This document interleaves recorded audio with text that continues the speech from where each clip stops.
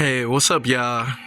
Yeah, it's Twine here back with a whole nother video and another one about Anton Daniels. It seems like he's going on a black fatigue like run, and I guess I'm gonna probably try to match him up on the black fatigue talk. In the last video, it was a struggling student loan survivor. It was a young lady that I feel like that she had financial motivations towards paying off her student loans, as far as making a deal with the devil and going the white power pick me route. With this one, this is an older woman, and a lot of the themes that I wanted to speak on about with the young lady, I wanted to speak on, but I felt like it would have been very disingenuous on my part to kind of try and speak on her in this manner. But for this older woman, she verbatim literally fits that profile that at first I was going to try to speak on about the young lady, as far as her, as far as theories about her motivations upon speaking on black fatigue. Like I said, with Anton Daniels, it never changes. He's just money motivated. He just like, hey, everybody like hearing this. He's money motivated. He's got another one. So, hey, we're about to ride this wave, this black fatigue wave. So this is Twine. Like, comment, subscribe. Let's get it. As a fellow member and victim of black fatigue, I want to raise my right hand in solidarity to look all like Anton Daniels just looked away. Who have stood up and said, if you study his micro expressions, you'll kind of check out his eyes, where his eyes just kind of just track off, and he's just kind of like, to say things. I don't believe this, but he's money motivated by people who look just like us. And then we have a certain party who also reinforces this behavior that allows for one group to denigrate the other with no consequence. Track his eyes, he's zoning out. I can always tell, like just from optics, I can tell optics, how they talk, how they communicate. The more that they then move, you can tell the difference between a conservative woman and a liberal woman. Like they have a look, they have a demeanor, they have a disposition that actually look at them just pandering, and you can communicate with them, and in person it's even more of an aura around them. Conservative women, or women that take responsibility and live their lives a certain way, she ain't taking no responsibility, because I'm about to start cooking. How long did you think that you were going to be able to call people names and then people were not going to start calling them back? And how narcissistic is it that you feel entitled to call people names, but then when they're called to you, you want to cry victim? I am tired of a community, or certain people in the community, who absolutely refuse to call out any bad behavior that they see. Egregious things that are obviously wrong that we simply will not admit to because racism. And when we are called to account on anything, all we do is blame racism, slavery, systemic, whatever. And she had a certain type of schism where she said the entire community, or certain individuals in the community, she had a little schism right there. And then she just got right back on to just spouting ignorance. First off, let me tell you about this type of woman. You see, the young lady, I felt like her motivations, upon like the theories that I would say that motivated that young lady, like I said, was just probably to pay off her student loans. What motivates this older woman is pretty much her gaining the validation of the white man that she truly wants in life. You see, because this type of woman is what you will call a white power ran through. This is a type of black woman who been around whites, probably went to college amongst whites, got ran through, got put in pretty much the sex zone, and instead of her taking responsibility or seeing the reality of things that, okay, this white man just wants me just for, a sexual fetish, because in a lot of cases, even with black men as well, they get put in this situation, but usually it's like foreign black men. Instead of them admitting that they're being sexually exploited and groomed by the dominant white society, they want to try to say like, okay, well, the reason why he can't take me seriously, or the reason why, you know, he can't invite me to meet his family, or to the yacht, or to the family home up north, wherever it may be, is because of my people, my own people, how they represent themselves. These type of people, this woman and certain type of dudes that who deal with white people or people outside the race, they will have an attitude of rationalizing white people's racism around, like I said, a small minority of blacks that just so happen to commit crime, which isn't even exclusive even to black people. With that being said, every race has its own underbelly, has its own criminal underbelly. Whites have it, otherwise known as the dang trailer parks. Asians have it, otherwise known as either the Yakuza, the Triad, and even when you go out into like, you know, all throughout California and certain parts of Oakland, you got like Asians that's like Crips and Bloods, like all Asian gangs. You got like Jamaicans, Africans, you know, when they come over here, the Jamaican Shower Posse. You know, you got Haitian gangs. You got like, you know, maybe even West Africans. I don't know. They probably out here too on some underbelly type stuff. Well, actually they are. Like, if y'all look up about that dude Hush Puppy and all them dang Nigerians, they was out here like scamming on a psychotic level. But yeah, black Americans are the only ones where it's totally highlighted and spoken on. And black people like her are the only type of people that would literally rationalize the reason why I don't have the white man that I truly want. Because don't get it twisted, she probably got a white man. He's probably somewhere close to like in the same vein as like Serena or something, you know, like Serena's husband, like, you know, some dang frumpy, you know, just a frumpy mess of a white dude. Like, this ain't no George Clooney white dude. This ain't no dang like Brad Pitt type white dude. This ain't no rule the world, every woman want him white man. This ain't no Paul Walker white boy. And she probably do got a white man, and he's probably some dang big bald fat white guy with a beard and a trucker hat. Or she's probably with some dang frumpy looking, pasty, mal-shapen white dude like Serena has. And she's sitting back dreaming like, dang, like I don't want a black man. I want a white man. But this is the best white man I could have. But she probably have hooked up with probably better white men. She probably hooked up.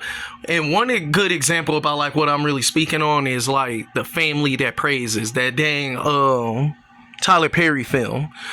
If y'all remember that, like the white guy that was in that with Sanaa Lathan, he was a rule the world white dude. He was a tall, handsome, rule the world, no nonsense white man. But look at what Sanaa Lathan had. She was stuck perpetually in the dang mistress zone. And she had a kid by him. And she had her little okie doke black man, which usually in cases like that type of woman will usually settle for like a lesser white man and cheat on that lesser white man with a better white man. I've seen that go on a whole lot, believe it or not. And this type of woman, like I said, her real beef and gripe in talking about black fatigue, it's all in her self-denial about the fact that she's been sexually exploited and gatekept out of higher level white men and basically taking her seriously. Instead of her looking at it like, okay, this dude is just, you know, sexually exploiting me and I'm just a fetish. She's looking at it like, no, he don't take me seriously because, you know, what's going on in Chicago. I understand. His parents are racist because of Chicago. His parents are racist because of Detroit. His family is racist because of that viral video of all those college graduate black women dancing. Like, none of them women were twerking. That's another video I wanted to really speak on that. But I felt like, nah, I don't even want to even go there. These type of people are schizo. Like, even though she's speaking eloquently, she's schizo. This is a crazy ass black woman.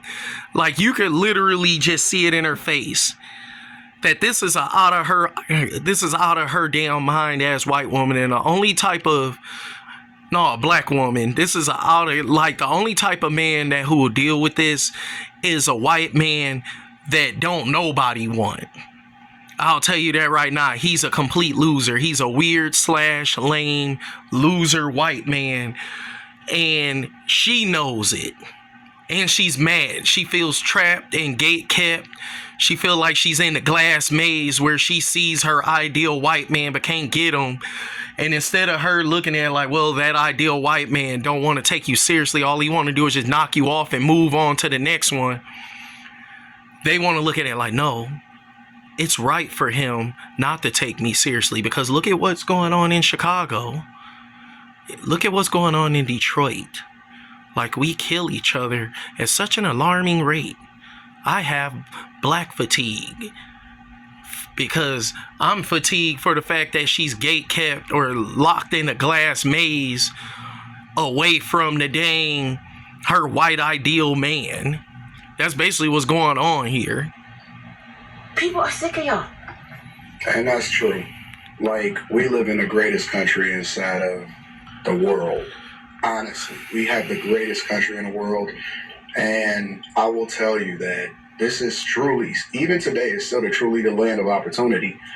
And we can... This ain't the land of no type of opportunity.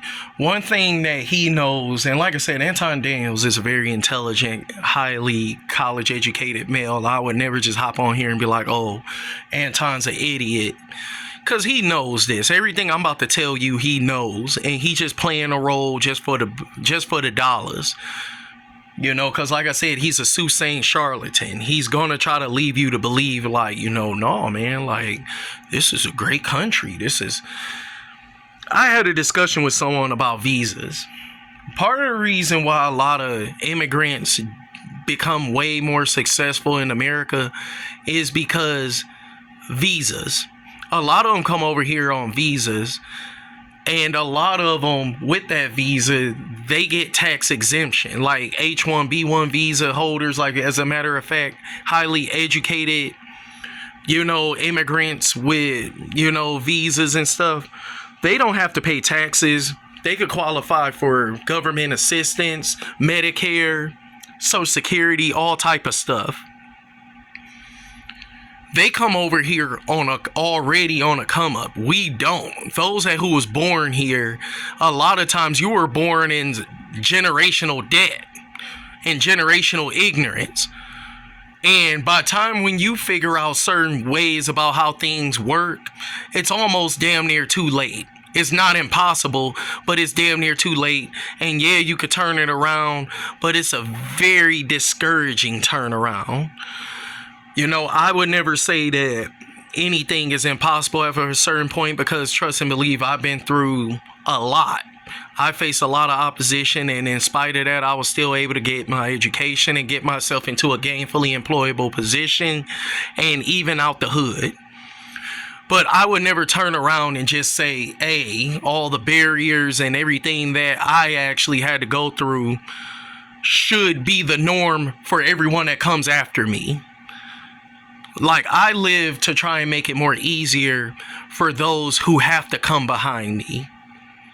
And that's why things are backwards. We have it where the boomers and the previous generations try and entrench themselves and gatekeep and make even more difficult situations for you to gain some form of social mobility. Like, I was watching this one video where they were talking about how college was damn near free up until Reagan basically passed a bunch of policies to where now everyone's going into debt for a higher education. Do you understand that student loans or debt was not the norm? That's not something that that the boomers or Generation X had to go through. Do you understand that? That stuff came around in the late 80s. Halfway, like around when I was born, the late 80s. Do you understand how wrong that is? Do you understand that we're supposed to be getting rebated? Because how is it that the previous generation, how is it that you could have it where college was damn near free? It wasn't totally free, but it was damn sure affordable. How is it that you're going to have it where colleges were affordable for the previous two generations, but all of a sudden, me along with Gen Z have to take on crippling student loan debt? Like, make that make sense. And then they try to propagate it like, oh, it's always been this way, and it wasn't. And Anton Daniels know this, and he won't speak on this because, like I said, he has his own agenda. You can choose to go to school, you can choose to take out student loans or not, and most people's decisions were self-inflicted wounds. No, it wasn't. And we raise our children to be victims, and we don't take any accountability or responsibility. And people still blame racism, and they don't even know what people of yesteryear went through. It's so bad that they don't even understand that black people from the 50s and the 60s, and even the 70s to an extent, did exponentially better than black people today, even though they faced more racism and more issues and problems. That was because, like I just told you, college was affordable. It was even affordable for blacks. It was damn near free. And then also they didn't have to deal with the crack age, which I would even argue, and I know this is going to sound crazy. This is going to sound like, oh my God, I can't believe he even said that. I would say the crack age and everything that came after the crack age was way worse than Jim Crow or whatever the hell was going on in that civil rights movement. And the reason why I will say that is because if you do research, believe it or not, racism and lynchings and the Klan and all of that wasn't an everyday thing. If you do a lot of research, I'm telling you, because a lot of black people will try to talk like, oh man, the Klan was just an everyday thing. The Klan, racism, lynchings was just a round-the-clock, everyday thing. You wake up, a new black man was lynched. You wake up, a new black woman was violated. You wake up, a new Emmett Till situation. It wasn't like that. You got to understand that the civil rights era and a lot of the lynchings in Jim Crow was very much just like what we're going through as far as with the police brutality. Do you realize that if years were to go by, if it was maybe like 30 years from now, and they were to speak about the police brutality of like, okay, the Mike Brown, the Alton Sterlings, the Freddie Grays, the Tamir Rice, you know, and even with just even recently, I can't remember the guy's name, but they just shot his son and he went and ran over a cop. Do you understand that they're going to try and sell it like, oh my God, it was an everyday thing. You're waking up and the cops is just killing a new unarmed black man. Like the cops are just hunting us down. And you got to understand that in history, especially as time goes on, it has a sense of taking on a life of its own and exaggeration. Lynchings was not an everyday thing. Crosses being burnt on somebody's lawn wasn't an everyday thing. You got to understand that a lot of those lynchings and a lot of those racist occurrences were targeted and deliberate. In most cases, they targeted our best and brightest. Now, with the crack age, it was an everyday thing. And I grew up pretty much I grew up in the 90s. I grew up in the height of it as well as the fallout of it. I grew up during the most violent time of it, where murders were an everyday thing, where crackheads were an everyday thing, where kids getting snatched up and never seen again was an everyday, literally everyday thing. I remember back when I was in elementary school, girls used to just get snatched up and violated. And I remember they used to have like these special talks with us about us walking in groups when we walking home from school or walking anywhere. It was a regular, almost everyday occurrence of murder, almost everyday occurrence of crackheads. Honestly, I wouldn't even say almost. I would literally say that it was an everyday thing. Murder, drugs, violence, all of that was an everyday thing. And it also affected the schools. It broken up a lot of households. A lot of those kids came to the school and turned the schools up. The teachers didn't know how to deal with a lot of those kids. A lot of my friends going to school, their dad was either dead or in jail. Their mom was either on drugs or probably, found dead somewhere too. Grandma's taking care of all the cousins. Next thing you know, it's like there's no real direction. And what ended up happening was that the kids started to raise themselves. And that's where a lot of this ratchet hood black culture was born from. It was a breakdown of the household. A lot of black men died or went to jail. A lot of black women died or got put on or got hooked on drugs.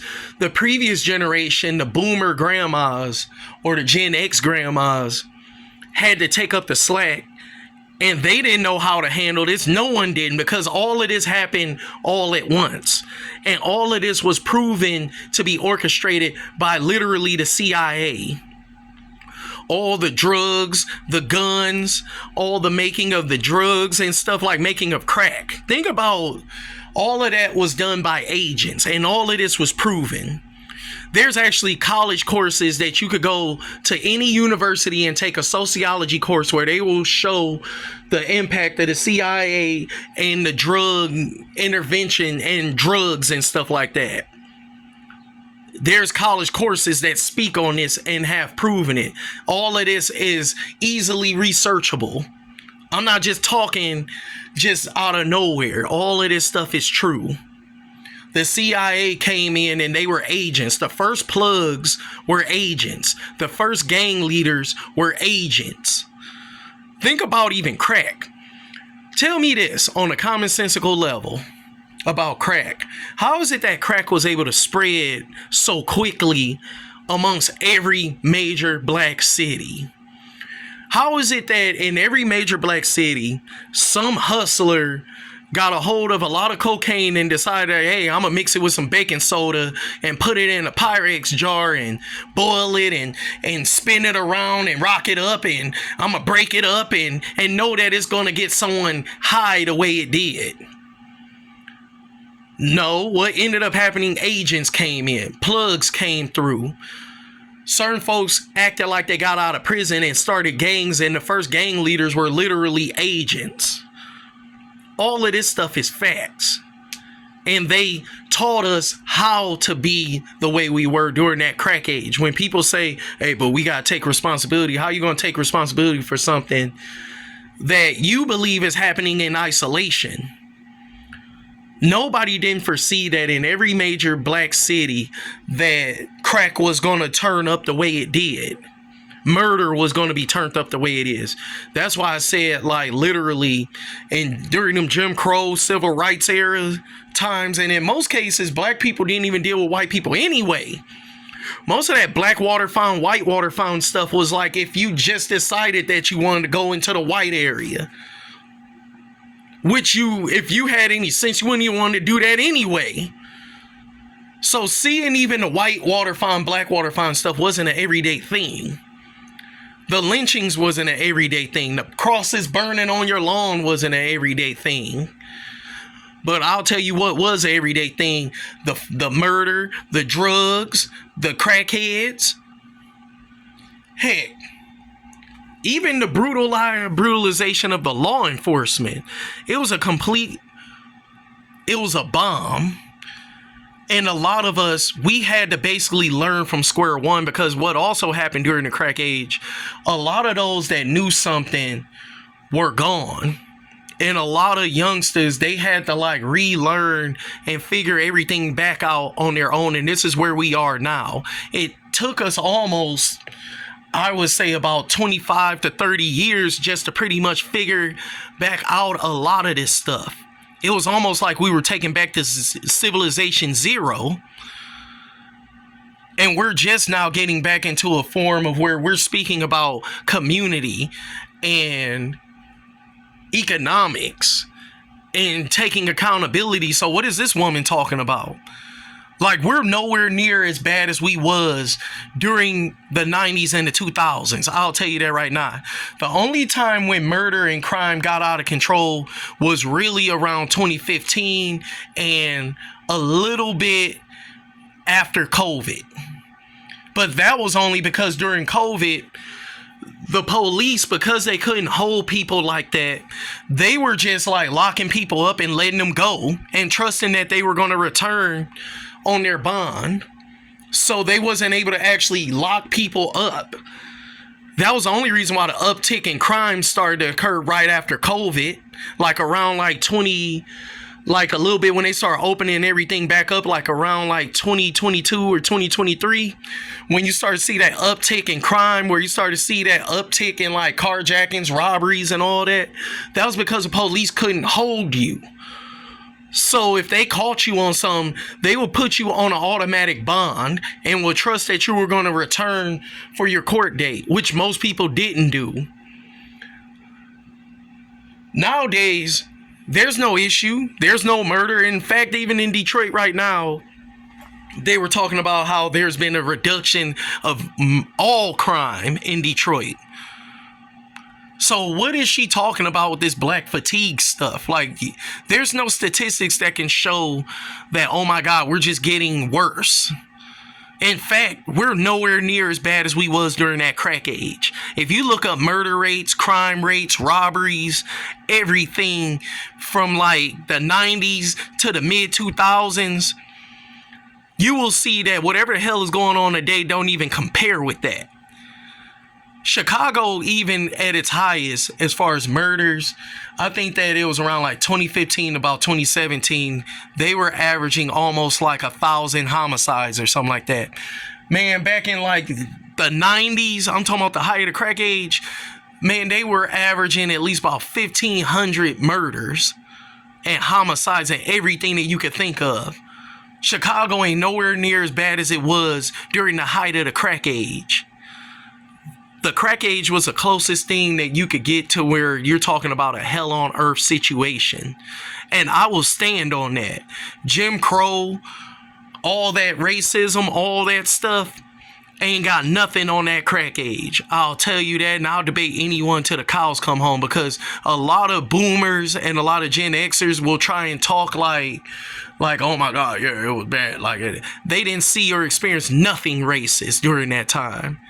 Most of the time, those were targeted lynchings of our best and brightest. They try to make it seem like, oh, white people are literally just going hunting us every day. Like, oh, man, be careful. When we walk out the door, man, the Klan gonna get you. The Klan killings wasn't an everyday thing. And you could prove, and I could prove this stuff. Like I said, you could Google stuff like murders and lynchings from back in the day, and you will notice that they were peppered. It wasn't an everyday thing. Than we ever will. And they thrive. They absolutely thrive. But you can't explain it to these people that, hey, listen, get yourself together. All of the issues that's being perpetuated against us is from people that look like us. The people that go off on you are the ones that look just like you. And when you separate yourself from the racism aspect of it, when you separate yourself from the identity politics, when you separate yourself from the gender politics, and then you unleash yourself, because to be honest with you, the only thing that's truly holding you back is the fact that you keep on putting these imaginary handcuffs on yourself instead of living in your purpose. And if you're telling me that you are always a victim, let me tell you this. Those that who are conscious of racism are leaps and bounds successful. Like, I have never, if you come to the hood, for example, and you were to just interview random people at the liquor store and ask them about what they know about slavery, Jim Crow, any type of racism, they wouldn't know what the hell to tell you. The vast majority of people who are affected the most about it don't even know anything about it. Those that do know about it, those are the people who overcame it. You see, when you overcome these obstacles that were given to you, you either have two choices. Either you join the dark side like Anton is doing, where you're like, okay, I got mine and I'm good, and I found out that I have a high sense of eloquency, so I'm able to actually advocate the proliferation of this system and make money behind it. Or you come on to my side, where we're like, dang, man, it shouldn't have had to have been that difficult. It shouldn't have had to be that arduous. Like there were artificial barriers put up. You know, for me to get my education, I didn't have to come into a school filled with tacitly approved violence and disorder and disruption. The public schools that I went to were horrible. It was nothing but disruptions. And even when we were quiet, the teachers really didn't even teach us anything. The teachers would tacitly approve and even join in. Like if a kid got the bacon on you, the teacher would actually laugh along with them and wouldn't stop anything or protect anyone. And then eventually you got this attitude of where it's like, okay, I gotta hold my own nuts. Ain't nobody gonna come to save me. But in spite of that, you still get your education like me. You still go to college. You still graduate. You get into a gainfully employable position. You leave the hood, and now you're able to think. And like I said, you come to a crossroads where you're like, okay, it shouldn't have had to been that difficult for me. I shouldn't have had to, in addition to getting my education, have to deal with tacitly approved violence and disorder. Like the schools purposely didn't do anything about anything. They didn't protect us. They didn't teach us anything. Most of all that I learned once when I got to college. Literally middle school and high school on up was pretty much like juvenile detention. It was very little learning and a lot of violence. And that was by design. Trust and believe. And that system takes a lot of us. I'm like one of the very rare few who, in spite of that, was still able to excel in higher education. But like I said, Anton Daniels, he knows this.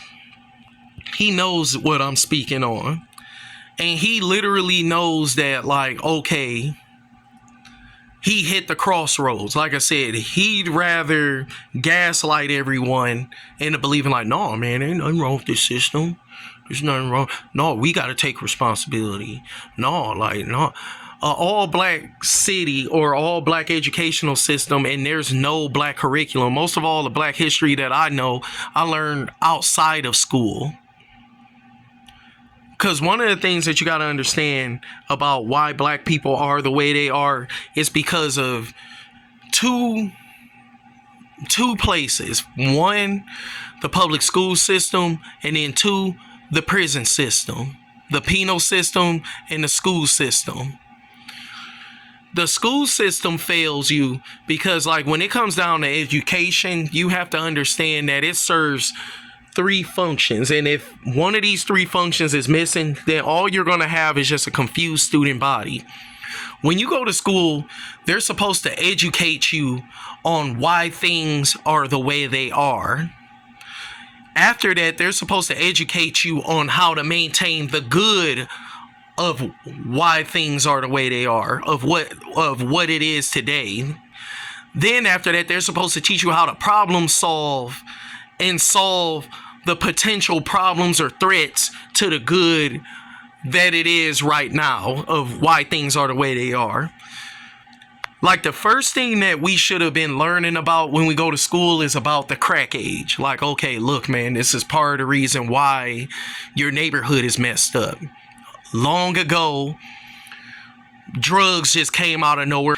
And as a result, you know, we started to come together and kind of band together as far as, like, you know, fighting against the fall of family and stuff. That's a good thing. But also a bad thing came about it was a lot of the violence, the drugs, and the selfishness. From that, you guys got to overcome that and make sure that the next generation that comes through don't have to go through what you went through. See, that's starting off how you educate a populace. You motivate them around, look, man, you got to know how to do your math and got to know how to read, and you got to know how to like present yourself in a charismatic way in order for you to get into certain positions to solve these problems or to maintain the good of the community right now. They teach you how to identify what's good, and they know how to teach you how to identify threats, potential threats, and solutions behind those threats or potential threats, or even full-blown problems. That's not what we got, though. We got nothing but mass confusion. They're teaching us how to read and write, and meanwhile, we're going home and we're seeing mass violence and drugs and crackheads all everywhere, skulking around the school. Like, I remember when I was in 6th grade, some of the kids, this is how messed up the school system was. I remember one of my female classmates, she ended up getting suspended, and the school didn't notify her parents. So instead of her telling her parents, she acted like she was going to go to school. And I remember that same day, I remember me and her was talking, like, man, what are you doing here? She was like, I was like, you didn't tell your parents? She was like, no. I was like, well, what you gonna do? And we was all like, what are you gonna do? She was like, man, I'm just hanging around here till my mom come and pick me up or something. What ended up happening while she was hanging around the school is that a crackhead ended up grabbing her up, dragging her into an alley, and violating her. Brutally and violently violating her. And that was the last that I ever seen of her. The next day, well, it wasn't the next day, it was actually later on that day, like before school got let out, the police came and talked to the kids in our class, and they asked, when was the last time you seen her? And I remember we were all telling her, like, well, you know, we talked to her before school started, and the school never notified her parents. No one didn't follow any practical protocol of anything. They just left it up like, okay, you know, I don't know. But if that school would have notified her parents, that would have never happened to her. You see, sometimes rules and regulations is made to protect children. That's another thing you have to educate kids on too. Although you may feel like you're going to get in trouble, get a whooping or whatever, get something taken away, she was too young. Matter of fact, all of us was too young to understand that, because at that age, we didn't even understand what really even happened. Like, imagine trying to talk to a bunch of 6th graders about not only sexual relations, but the forcible, violent sexual relations against a person's will. We were like, what? Like, huh? What? Like, we didn't even know what it really was, because obviously the cops didn't tell us. We found out from the neighbors around the school. And because, like, we were walking home from school, and the neighbors was like, yo, y'all kids gotta be in groups, and y'all gotta watch out. That young girl, she got, you know, R-worded. She got dragged into the alley, and the neighbors was telling us that as we were walking home from school.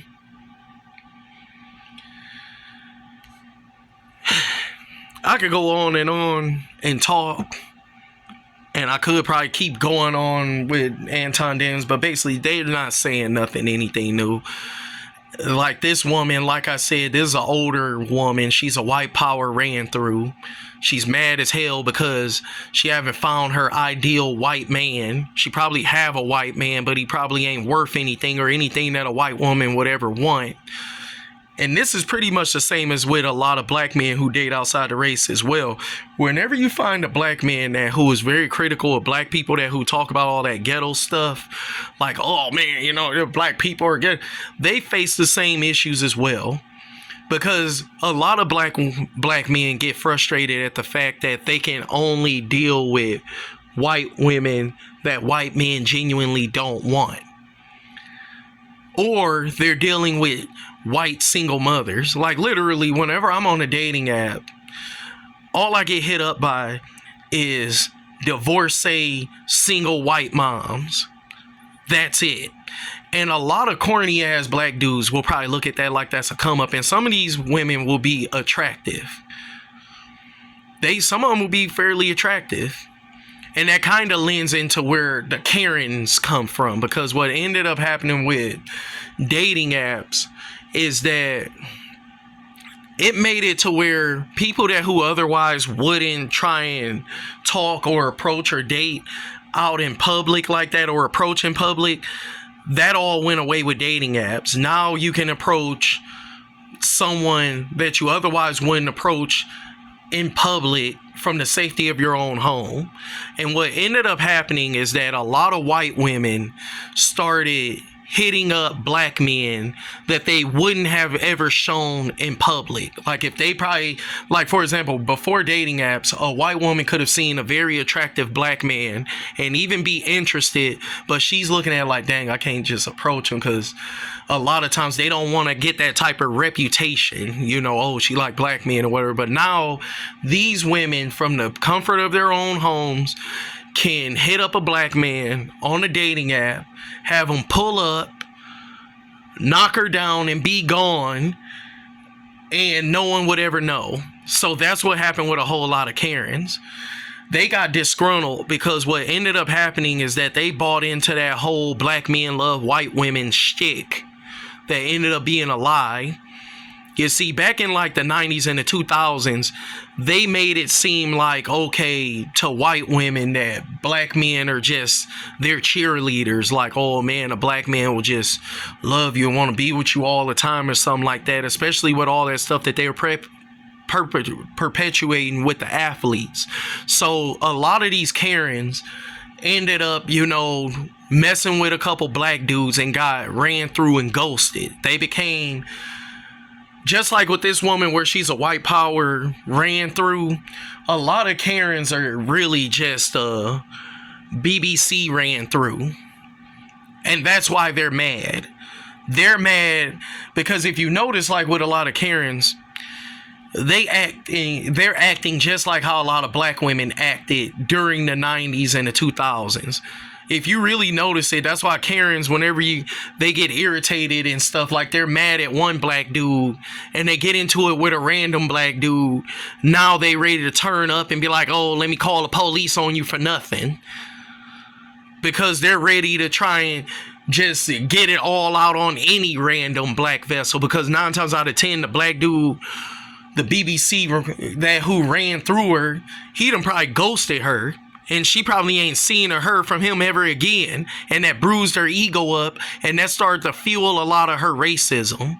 And believe it or not, a lot of the black woman hatred came from that as well.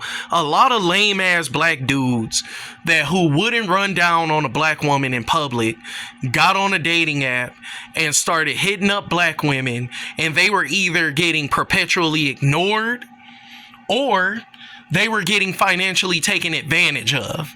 And they became basically equivalent to a Karen, except it's a black woman basher. Whenever you just hear someone just, you know, unprovokedly making any type of blanket statements about groups of people, trust and believe that's where that hit dog is hollering from. They're mad and stuff because whoever they're making these blanket statements about, they're mad because they don't have sexual access to them. A lot of white men, you ever notice, like, you know, when they're being racist or something like that, they talk a lot of crap about black men, but why? They talk about a lot of black men because, for one, a lot of BBCs is out here running through a lot of white women, and then they also are dealing with a lot of black women. And the white man tries to do the same thing, but he really can't. He can only get this type of black woman. And he realized, like, dang, like, every black woman I run across, she trying to get me for my money now. That's why you see, like, it's always an undertow of rage and racism and sexism that goes hand in hand. You're not going to find a dude who is sexist who isn't also racist, or a guy who is racist and who also isn't sexist, because all of this goes back to what Freud say, where everything is rooted into sexual validation and frustration. A manifestation of anger and rage, especially when it's unprovoked and blanketed, it's all rooted in sexual frustration and a lack of sexual validation. So, like I said, when you come across a woman like this talking about the whole entire black community, she's really just sexually projecting. She's mad as hell because the white man that she really don't really want her. And instead of her just rationalizing it like, okay, this dude's a racist and all he want to do is just run through me. Nah, it's what's going on in Chicago. It's what's going on in hip hop. Or the same way with a lot of black dudes when they want to talk about the black community. Because even with Anton Daniels, somebody would probably say something about that. He's married to a black woman. And Anton Daniels, like I said, he's very shrewd and deliberate in how he shapes everything up. You know, where he's basically just money motivated. He don't believe in really anything that he's saying. All of this is just to make money. He's basically like a pro wrestler. That's part of the reason why every time when he do talk, he's really not all that emotional about it. He's just like, hey, I'm just going to work. And even when dealing with... but I think I'm going to end it on that.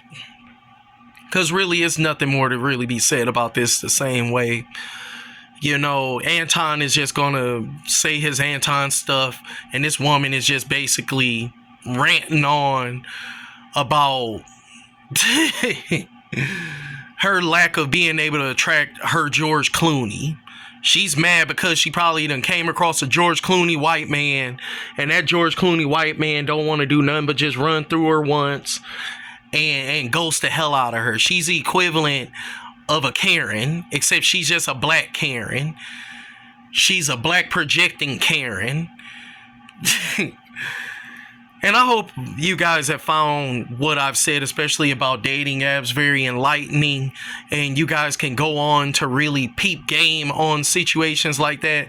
Especially even with dealing with Fresh and Fit. Like, part of the reason why Myron is so mad is for two reasons. One, he got fired for talking reckless about women.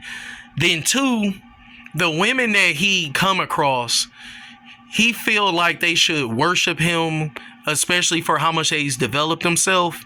And when it gets to a point of where he has to prove himself or do too much, it causes an extreme form of rage that comes from him, especially when it comes to black women, because he probably secretly is attracted to black women, but he just realized, like, dang, it's too much work to genuinely get it to work. As soon as a black woman hears his voice, she's gonna automatically be like, okay, because you know Myron has that very weird high-pitched voice. And I'm not one to judge anyone's voice. Obviously, you can hear the way that I talk. You know, I have certain, like, white-ish inflections, and I kind of understand, although my girl is black, you know, but she deals with it, and she tell me all the time I got a corny ass sounding voice. Just upon hearing Myron's voice, a lot of black women would be just turned off. Just his mannerisms and the way he carry himself would turn a lot of black women off. And then the black women that he should be dealing with, they're off chasing white men. They're basically white boy ran through. So he just looking at it like, hey, the only type of women I could deal with is a white woman or a Latina. And he's mad and frustrated. But overall, I think that I'm going to leave it on that. This is Twine. Like, comment, subscribe. Yo, I'm out. Peace.